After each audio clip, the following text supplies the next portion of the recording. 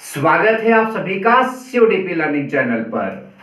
कक्षा 12 UP board परीक्षा 2023 के लिए फिजिक्स के गारंटी वाले प्रश्न यहां पर आप सभी को बताए जा रहे हैं। जी हां, जितने भी प्रश्न यहां पर लिखे हैं आप लिख कर ले लीजिए, 100% ये क्वेश्चन आने ही वाले हैं। मैं पिछले कई सालों से देख रहा हूं ये क्वेश्चन जो है लगातार पूछे जा रहे हैं। मान लो मैंने यहां पर 5 प्रश्न लिए हैं, अगर 5 नहीं तो कम से कम 4 या 3 प्रश्न डेफिनेटली आपका फंसना ही फंसना है। अगर 5 का 5 फंसेगा तो 5 नंबर, नहीं तो 3 या 4 नंबर आपका डेफिनेटली फंसना ही फंसना है। तो चलिए सारे प्रश्नों का यहां पर आप सभी को आंसर भी बता देते हैं। देखिए हमारा पहला प्रश्न है वैद्युत क्षेत्र की तीव्रता का मात्रक। अगर मात्रक से रिलेटेड क्वेश्चन आएगा तो आपको ऑप्शनल में ही देगा, और ऑप्शनल में मात्रक से रिलेटेड जो भी क्वेश्चन होंगे वो यही ज्यादा हाईलाइटेड है। वैद्युत क्षेत्र की तीव्रता 1/√, जो है μ0 एप्सिलॉन 0, और एप्सिलॉन 0 का ही मात्रक बार बार पूछा गया है और इसके पूछे जाने की संभावना है। तो सबसे पहले पहला वाला देखते हैं। आप सभी को मालूम होगा वैद्युत क्षेत्र की तीव्रता का फार्मूला E = क्या होता है, F/Q या फिर Q0 होता है। आप सब जानते ही जानते हो, ठीक। अब जरा ध्यान दीजिए, F यहां पर क्या है, वो आपका वैद्युत बल है, और Q0 ये क्या है, आवेश या फिर परीक्षण आवेश है, सबको मालूम है। अगर मैं E का मात्रक, E मतलब वैद्युत क्षेत्र की तीव्रता, E का मात्रक यहां पर अगर लिखता हूं तो मुझे क्या लिखना पड़ेगा, F बल का मात्रक क्या होता है, सबको मालूम है, न्यूटन। क्या होता है, न्यूटन। और बटा आवेश, यहां पर आवेश का मात्रक क्या हो जाएगा, कूलाम। तो इसका एक मात्रक बनेगा आपका न्यूटन प्रति कूलाम। बट एक बात ध्यान दीजिएगा, आपके ऑप्शन में न्यूटन प्रति कूलाम अगर ना दिखा तो आप कहोगे कि वैद्युत क्षेत्र की तीव्रता का मात्रक क्या है। तो एक बात ध्यान दीजिए, आगे जो विभव का चैप्टर है उसमें वैद्युत क्षेत्र की तीव्रता का फार्मूला E = V/D होता है। ध्यान दीजिए, E = क्या होता है, V/D। V क्या है, विभवांतर, D क्या है, दूरी।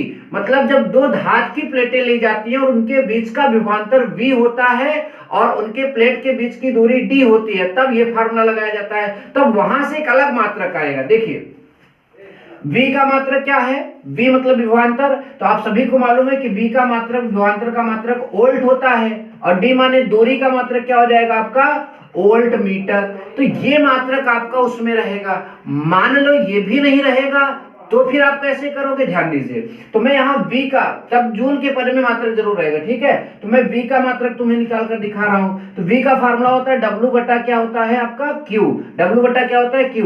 इसका मात्रक अगर निकालोगे तो जूल प्रति कूलाम, क्या हो जाएगा आपका, जूल प्रति कूलाम। तो यहाँ जहां पर V है, ध्यान दीजिए, जहां पर V है वहां पर आप कौन सा मात्रक रखोगे, जूल प्रति कूलाम। बहुत ध्यान से देखिए। और बटा नीचे D का मात्रक क्या है, मीटर। तो सॉल्व करने पर ये आएगा आपका जूल और प्रति, नीचे चला जाएगा आपका कूलाम, तो जूल प्रति कूलाम मीटर। तो ये मात्रक दिखेगा। तो वैद्युत क्षेत्र की तीव्रता के 3 मात्रक आपका दिखेगा, एक ये होता है, एक ये होता है, और एक ये होता है।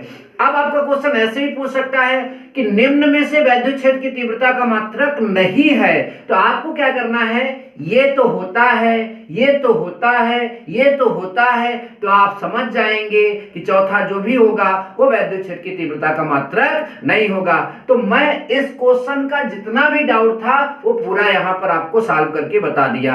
अब आपको ऐसे ही क्वेश्चन मिलेंगे, इसी वजह से इतना मतलब मात्रक इसका पॉसिबल है, इसी वजह से क्वेश्चन कई बार पूछा गया है और इसके पूछे जाने की संभावना भी लगातार बनी रहती है। आई बात समझ में, चलते हैं अगला क्वेश्चन देखते हैं जल्दी से, ठीक।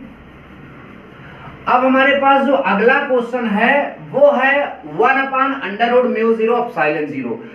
μ0 जो है निर्वात की चुंबकशीलता बोली जाती है, और एप्सिलॉन 0 की बात करें तो निर्वात की जो है विद्युतशीलता बोली जाती है। इसकी जो मतलब कि इसका जो मान है और इसका जो मात्रक है कई बार पूछा गया है और इस बार भी पूछे जाने की संभावना है। तो चलिए अगर हम यहाँ पर बात करें तो हमारे पास फार्मूला होता है, ध्यान दीजिए, μ0 एप्सिलॉन 0 का फार्मूला होता है 1/c²। आप जो है चुंबक वाले मतलब कि बायो सेवर्ट के नियम वाले चैप्टर में पढ़ा जरूर होगा।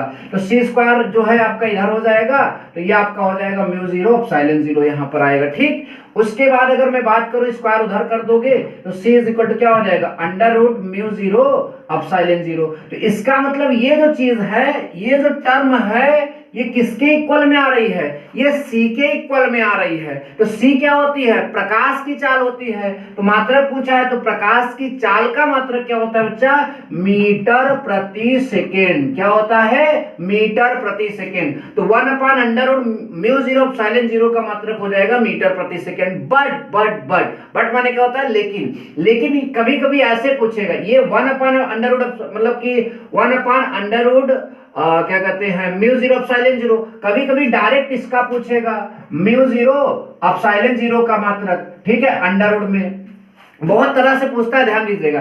जब ऐसे पूछेगा तो आप इसको पलट दोगे, तो जब आप इसको यहां करोगे तो ये 1/c हो जाएगा। जब 1/c हो जाएगा तो मात्रक क्या हो जाएगा, मात्रक हो जाएगा सेकेंड प्रति मीटर। क्या हो जाएगा, सेकेंड प्रति मीटर। आपको याद रखना है, ध्यान दीजिएगा, कभी कभी डायरेक्ट इसका पूछ लेता है, μ0 का मात्रक। इतना डाउट होता है इसीलिए पूछता है, मैं बार बार बोल रहा हूं।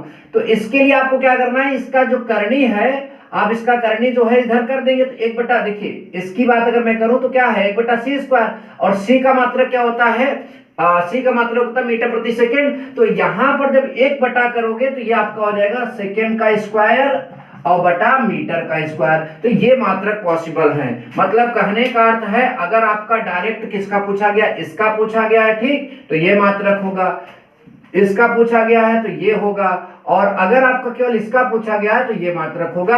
आप इसे नोट करके रखिएगा, क्योंकि पूछे जाने की संभावना बहुत ही प्रबल है। चलिए आगे चलते हैं और अगला क्वेश्चन जल्दी से देख लेते हैं। ठीक, हमारे पास अगला है ε0 का मात्रक। तो ε0 सबसे पहले आपने कहां पढ़ा था, तो आपने पढ़ा था F = 1/4πε0 Q1 Q2 r²। जी बिल्कुल सही, आपने बिल्कुल सही बताया। तो आपको ε0 यहां पर मिला था, तो ε0 का मात्रक निकालना है, तो ε0 इधर कर दो या उधर चला जाएगा।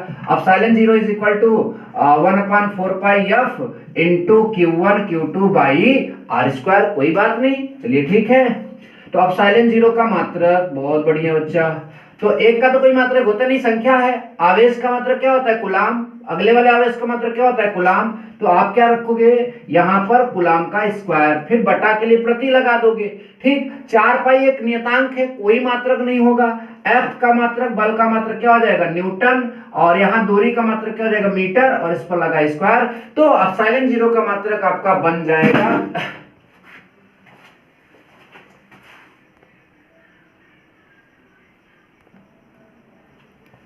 तो देखिए ε0 का मात्रक क्या बन जाएगा, कूलाम स्क्वायर प्रति न्यूटन मीटर स्क्वायर। अब अगला देखते हैं, अगला क्वेश्चन। आपसे कभी कभी डी ब्रॉगली समीकरण पूछ लेता है कि आप डी ब्रॉगली समीकरण लिखिए। ठीक, तो डी ब्रॉगली समीकरण क्या होता है, लैम्डा H/, जो है mv। H/ क्या होता है, mv, या फिर आप H/p भी लिख सकते हो। H क्या है, प्लांक नियतांक, m क्या है, द्रव्यमान, v क्या है, वेग, और द्रव्यमान गुणित वेग को क्या बोलते हैं, संवेग बोलते हैं। तो ये जो है द्रव्य और तरंग के मध्य एक संबंध स्थापित करने वाला मतलब वैज्ञानिक था डी ब्रॉगली, और उसने स्थापित किया था। तो समीकरण को जो है हम क्या बोलते हैं, डी ब्रॉगली समीकरण। कभी कभी लिखने के लिए आता है, कभी कभी ऑप्शनल में पूछ लेता है, और बहुत बार पूछा गया है, इसलिए इसको भी आप सभी लोग याद करिएगा। तो ये हो गया, ये हो गया, ये भी हो गया, और ये भी हो गया। नाउ दिस इज, ये लास्ट चैप्टर का क्वेश्चन है, ठीक है, इलेक्ट्रॉनिक्स का क्वेश्चन है, और ये भी पूछा जाता है। पी टाइप अर्धचालक बनाने के लिए मिलाए जाने वाला अपद्रव्य पी टाइप। ठीक, तो पी टाइप में जो अशुद्धि मिलाई जाती है, अपद्रव्य मतलब अशुद्धि, वो आपका जो है त्रिसंयोजी होती है, और एन टाइप में जो अशुद्धि मिलाई जाती है वो आपका पंच संयोजी होती है। तो आप सभी को मालूम है त्रिसंयोजी को मतलब कि उसके लिए कौन से मतलब कि आपके जो है ये एल्युमिनियम होता है, ठीक है, उसके ऊपर क्या होता है आपका बोरान होता है, तो एल्युमिनियम बोरान, उसके अलावा जो है आपका नीचे गैलियम। तो इनमें से आप अगर कोई भी चीज ऐड करते हो मतलब कि अर्धचालक में, तो वो कौन सा अर्धचालक बनता है, पी टाइप अर्धचालक बनता है, क्योंकि इन सबकी वैलेंसी कितनी होती है, तीन संयोजकता वाला अगर आप यहाँ पर ऐड करोगे, तीन संयोजकता वाला, ठीक है, ध्यान दीजिएगा, तीन संयोजकता वाला अगर आप यहाँ पर ऐड करोगे तो कौन सा अर्धचालक बनेगा, पी टाइप अर्धचालक। अब पंच संयोजकता में आप जो है आपका आ जाएगा नाइट्रोजन आ जाएगा, उसके अलावा जो है फास्फोरस आ जाएगा और आर्सेनिक, ज्यादातर ये दोनों मिलाते हैं, ठीक है। अगर उनको ऐड ऑन करोगे तो एन टाइप अर्धचालक बनेगा। तो आई होप कि आप सभी को वीडियो पसंद आया, और आपको किसी भी टॉपिक पर वीडियो चाहिए तो वीडियो में कमेंट कर दीजिए। मिलेंगे नेक्स्ट वीडियो में। Thank you so much. जय हिंद, वंदे मातरम।